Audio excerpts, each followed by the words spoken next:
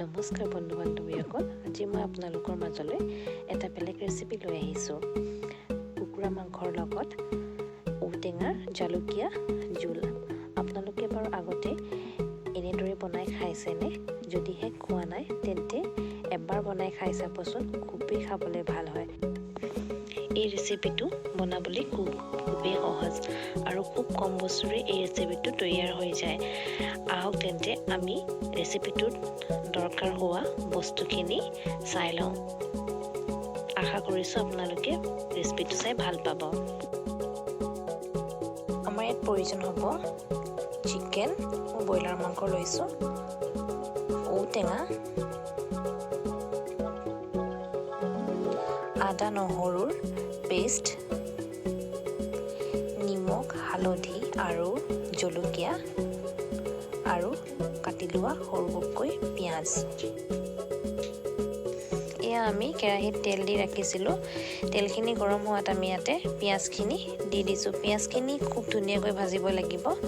যেতিয়ালৈকে পিঁয়াজখিনি ৰঙচুৱা হৈ নাযায় তেতিয়ালৈকে আমি এনেদৰে তেলত ভালকৈ ভাজি ল'ম।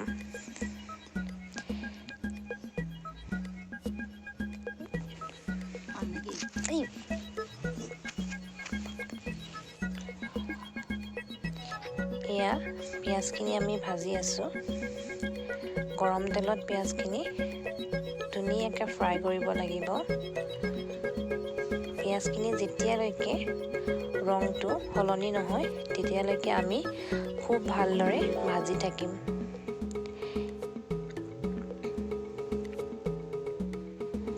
আপোনালোকে ভিডিঅ'টো আগলৈ চাই থাকক। ভিডিঅ'টো যদি ভাল পায় তেন্তে ভিডিঅ'টো লাইক কৰিবলৈ নাপাহৰিব আৰু চেনেলটো ছাবস্ক্ৰাইব কৰি দিব।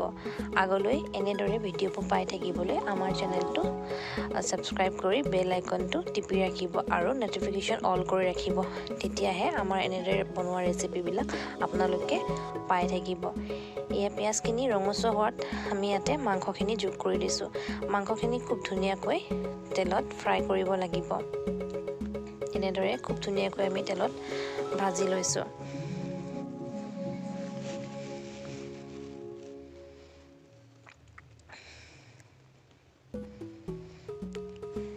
এতিয়া আমি ইয়াতে হালধি দিছোঁ।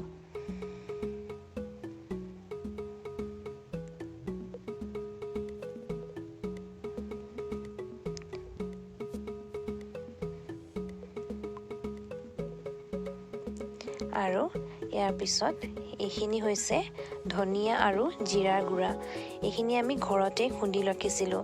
এনেদৰে ঘৰতে খুন্দা মছলা ব্যৱহাৰ কৰিলে চব্জিখনৰ সোৱাদটো বেলেগ হয়। খাবলৈ এটা বহুত ধুনীয়া টেষ্ট আহে। এয়া জলকীয়া, শুকান জলকীয়া আৰু নিমখ একেলগে খুন্দা আৰু এয়া জালুকৰ গুড়ি। জালুকৰ গুড়াখিনিও আমি ঘৰতে খুন্দি লৈছিলোঁ। এতিয়া মাংসখিনি খুব ভালদৰে ভাজি ল'ব লাগিব। প্ৰায় 10-15 মিনিটমানৰ কাৰণে আমি এনেকৈ মাংসখিনি ভাজি ল'ম। মছলাখিনি দি দিয়াৰ পিছত মাংসখিনি কালাৰটো খুব ধুনীয়া হৈ গৈছে। এয়া দেখিছেনে? এনেদৰে আমি খুব ধুনীয়াকৈ মছলাখিনিৰ লগত মিহলি হৈ যোৱাকৈ মাংসখিনি ভাজি থাকিম।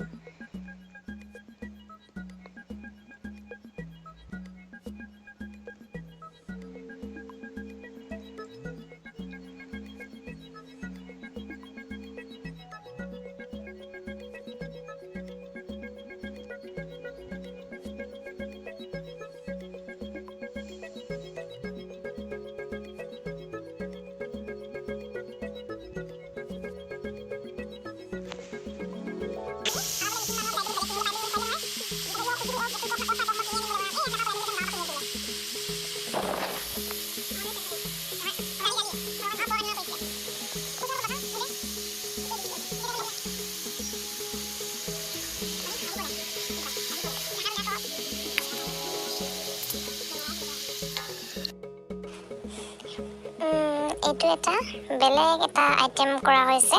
যদি আপোনালোকক এইটো ৰেচিপিটো লাগে তেন্তে আমাক কমেণ্ট বক্সত জনাব। এইটো ৰেচিপি এবাৰ খালে আপোনালোকে আৰু এৰিবই নোৱাৰিব। প্ৰায় এইখিনি 15 মিনিটমানৰ পাছত এইখিনিতে আমি আলুখিনি ইয়াতে যোগ কৰি দিছোঁ। এতিয়া আলুখিনি মাংসখিনিৰ লগত খুব ধুনীয়াকৈ ভাজিব লাগিব। এয়া আমি আদা নহৰু পেষ্টটো দি দিছোঁ।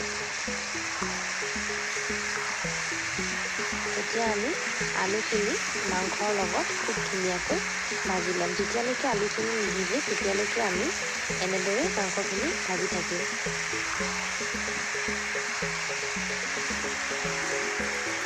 এতিয়া আৰু আমি প্ৰায় 10 মিনিটমান এনেদৰে মাংসখিনি আৰু আলুখিনি ভাজি ল'ম।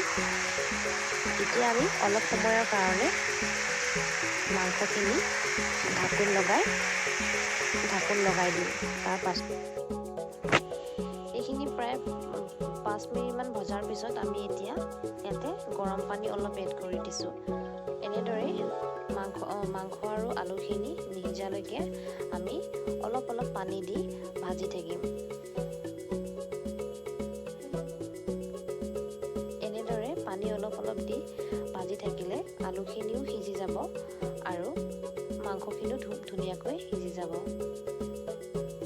এইখিনি দিয়াৰ পাছতে আমি আলুখিনি ভালকৈ সিজাৰ পাছতে আমি ইয়াৰ ৰেচিপিটোৰ যোনটো মুখ্য বস্তু সেইটো আমি ইয়াতে এড কৰিম।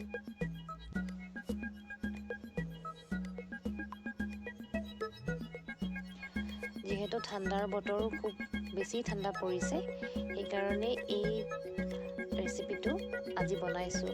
খাবলৈও খুব ভাল হয় এনেকুৱা বতৰত। আলুটো সিজিলি দিব পৰা যাব নহয় এইটো। আলুখিনি ভালকৈ সিজাৰ পাছত লাগে।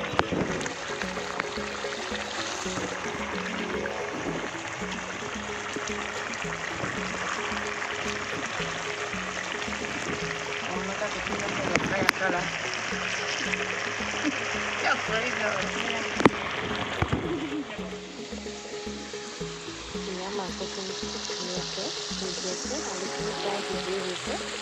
আমি এতিয়া বাকীখিনি এড কৰিব পাৰিম। এয়া মাংসখিনি খুব ধুনীয়াকৈ সিজি আছে, কালাৰটো খুব ধুনীয়া হৈছে দেখিবলৈ। এতিয়া আমি ইয়াতে ৰেচিপিটোৰ মুখ্য বস্তুটো দি দিছোঁ। এয়া ঔটেঙাখিনি ইয়াতে দি দিছোঁ। ঔটেঙাখিনি এতিয়া মাংস আৰু আলুখিনিৰ লগত খুব ধুনীয়াকৈ ভাজিব লাগিব। এনেদৰে খুব ধুনীয়াকৈ মাংসখিনি ভাজি ঔটেঙাৰ পৰা ৰসটো লৰালৈকে ধুনীয়াকৈ ভাজি থাকিব লাগিব। প্ৰায় 10-15 মিনিট এনেদৰে ঔটেঙা, মাংস আৰু আলুখিনি ভাজিব লাগিব। তাৰ পাছত ইচ্ছা কৰিলে আপোনালোকে এনেদৰে শুকানেও খাব পাৰে আৰু ইচ্ছা কৰিলে জোলো দিব পাৰে। আমি অলপ জোল ব্যৱহাৰ কৰিম, যিহেতু অলপ জালুক সৰহকৈ দি বনোৱা হৈছে, সেইকাৰণে আঞ্জাখন জালুকীয়া হ'বৰ বাবে পানী অলপ বেছিকৈ এড কৰি দিম।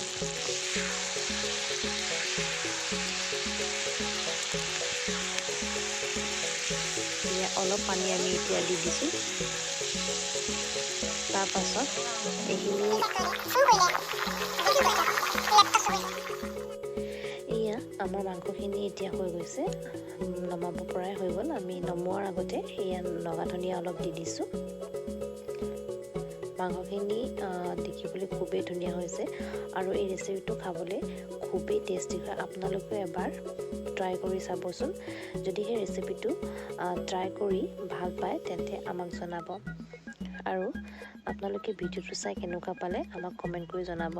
আশা কৰিছোঁ আপোনালোকে ভিডিঅ'টো চাই ভালেই পালে আৰু আপোনালোকক ভিডিঅ'টো চাই থকাৰ বাবে আমাৰ ফালৰ পৰা অশেষ ধন্যবাদ। এইটো এটা বেলেগ ৰেচিপি। আপোনালোকক যদি এই ৰেচিপিটো লাগে তেন্তে আমাক কমেণ্ট বক্সত কমেণ্ট কৰি জনাব।